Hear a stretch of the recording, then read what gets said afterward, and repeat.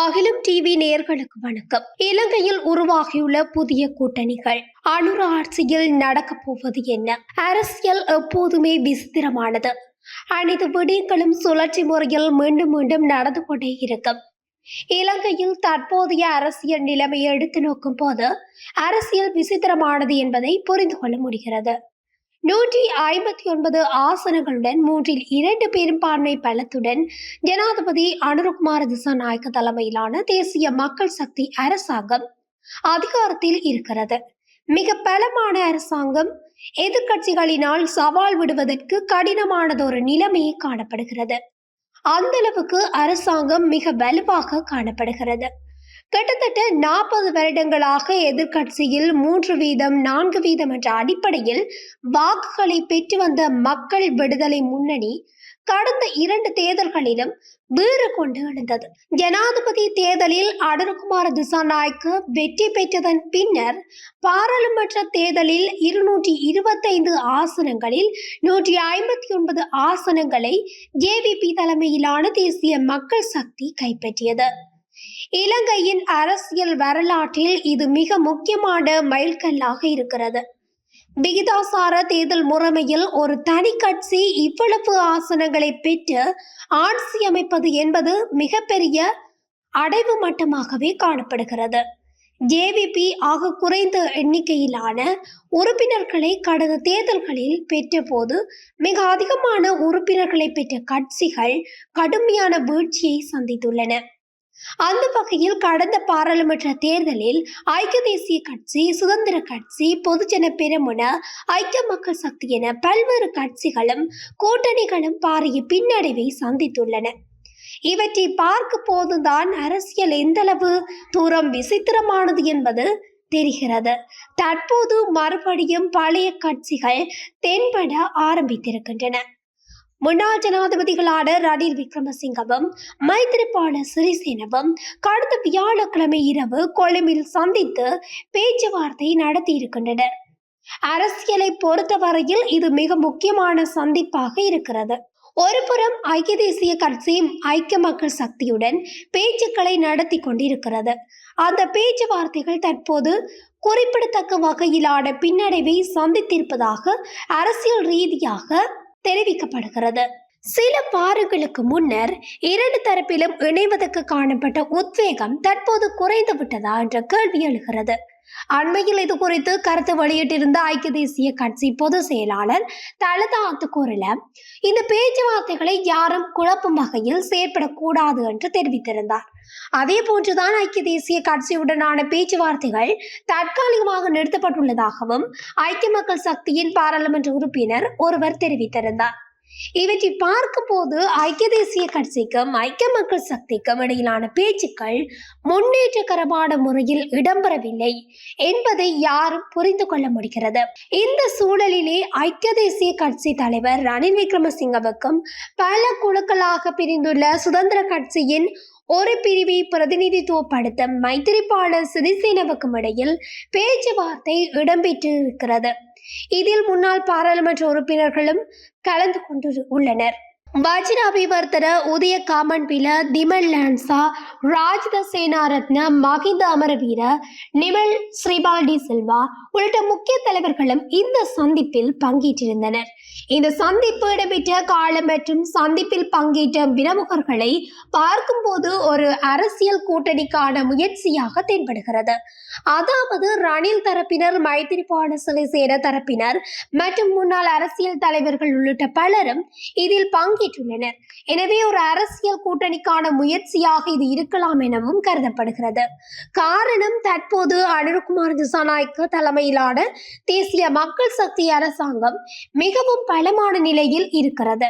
எனவே அந்த கட்சிக்கு சவால் விடும் வகையில் அரசியல் ரீதியில் செயற்பட வேண்டுமானால் பாரிய பரபரப்பான கூட்டணி ஒன்றை அமைக்க வேண்டிய கட்டாயத்தில் எதிர்கட்சிகள் காணப்படுகின்றன. அந்த அடிப்படையிலே ரணில் மற்றும் மைத்திரியின் சந்திப்பை பார்க்க வேண்டி இருக்கிறது. ஆனால் ரணிலுக்கும் மைத்திரிக்கும் அரசியல் ரீதியில் இணைந்து செயற்பட முடியுமா என்ற கேள்வியும் பலர் மத்தியில் எழுகின்றது. காரணம், 2015ஆம் ஆண்டு அப்போது அரசியலில் மிக பலமாக இருந்த மஹிந்த ராஜபக்சவை தோற்கடிப்பதற்கு மைத்திரிபால சிறிசேன ஐக்கிய தேசிய கட்சியுடன் இணைந்து செயற்பட்டார். மைத்திரிபால சிறிசேனவுடன் இணைவதற்காக தொமிந்த திசாநாயக்க, ராஜித சேனாநாயக்க உள்ளிட்ட சில உறுப்பினர்களும் அப்போதைய அரசாங்கத்தில் இருந்து வெளியேறினர். அதில் மைத்திரியும் ரணிலும் இணைந்து ஓர் அரசியல் ஆட்டத்தை நடத்தினர். அதில் வெற்றியும் கண்டனர். மிக பலமாக இருந்த மஹிந்த ராஜபக்ச 2015ஆம் ஆண்டு ஜனாதிபதி தேர்தலில் தோல்வியடைந்தார். ரணில் மைத்திரி கூட்டணி வெற்றி பெற்றது.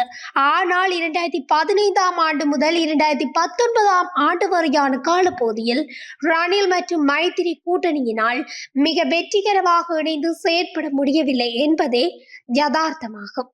ஆரம்பத்தில் இருந்தே ரணில் மற்றும் மைத்திரி தரப்புகளுக்கு இடையிலான முரண்பாடுகள் விருத்தி அடைந்தே வருகின்றன. ஒரு கட்டத்தில் 2018ஆம் ஆண்டு மைத்திரிபால சிறிசேன மஹிந்த ராஜபக்சவை பிரதமராக நியமிக்கும் நிலை கூட ஏற்பட்டது. அந்த அளவுக்கு ரணில் மைத்திரிக்கு இடையிலான முரண்பாடு முற்றியிருந்தது. இறுதியில் 2019ஆம் ஆண்டு ஜனாதிபதி தேர்தலில் ஆட்சி மாற்றமும் ஏற்பட்டது. இந்த நிலையில் தற்போது இருவரும் இணைந்து செயற்பட முடியுமா என்ற கேள்வியும் எழுகிறது. ஆனால் அரசியல் என்பது முன்னர் கூறியதை போன்று விசித்திரமானது. சுழற்சி முறையில் மீண்டும் மீண்டும் பழைய விடயங்கள் நடைபெறலாம். அதே போன்று அரசியலில் நிரந்தர எதிரியும் இல்லை, நிரந்தர நண்பனும் இல்லை என்பார்கள். எனவே எதுவும் நடக்கலாம். இணைவதற்கான முயற்சிகள் முன்னெடுக்கப்படலாம். ஆனால் அவை எந்தளவு தூரம் வெற்றி அளிக்கின்றன என்பதை பொறுத்திருந்தே பார்க்க வேண்டியுள்ளது. ஒருவேளை ஐக்கிய மக்கள் சக்தியுடனான பேச்சுக்கள் தொடர்ந்து முன்னேற்றகரமான நிலைமையில் பயனளிக்காததன் காரணமாக ரணில் தரப்பினர் மற்றொரு கூட்டணி தொடர்பில் சிந்தித்திருக்கலாம். அதற்கான சாத்தியம் அதிகமாகவே காணப்படுகிறது. அதன் அடிப்படையில் இந்த ரணில் மைத்திரி சந்திப்பு நடைபெற்றிருக்கலாம். எப்படி இருப்பினும் பலமான ஓர் ஆளுங்கட்சிக்கு சவால் விடுக்க வேண்டுமாயின் எதிரணியினர் இணைந்து செயற்பட வேண்டும். அதன் அவசியத்தை பல்வேறு தரப்பினரும் உணர்ந்திருக்கின்றனர் என்பதுதான் உண்மை. அடுத்து விரைவில் உள்ளூராட்சி மன்ற தேர்தல் நடைபெறும் என்று எதிர்பார்க்கப்படுகிறது. எனவே அந்த தேர்தலில் எப்படியாவது கூட்டணி அமைத்து போட்டியிடலாம் என ஐக்கிய தேசிய கட்சி உள்ளிட்ட எதிர்கட்சிகள் கருதுகின்றன. அதன் அடிப்படையிலே இவ்வாறான சந்திப்புகள், கூட்டணி அமைப்பதற்கான முயற்சிகள் இடம்பெற்றுக் கொண்டிருப்பதை அவதானிக்க முடிகிறது.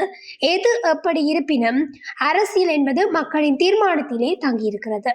மக்கள் தமது இறையாண்மையை பயன்படுத்தி அரசியல் கட்சிகளுக்கு வாக்களிக்கின்றனர்.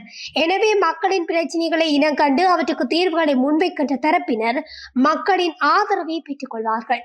எனவே கட்சிகள் கூட்டணிகளை அமைப்பது அல்லது பல்வேறு தரப்பினரும் இணைந்து வியூகங்களை அமைத்து செயல்படுவது எவ்வளவுக்கு முக்கியமோ அவ்வளவுக்கு மக்களின் பிரச்சனைகள் தொடர்பிலும் ஆழமாக புரிந்து செயற்படுவது அவசியமாகின்றது.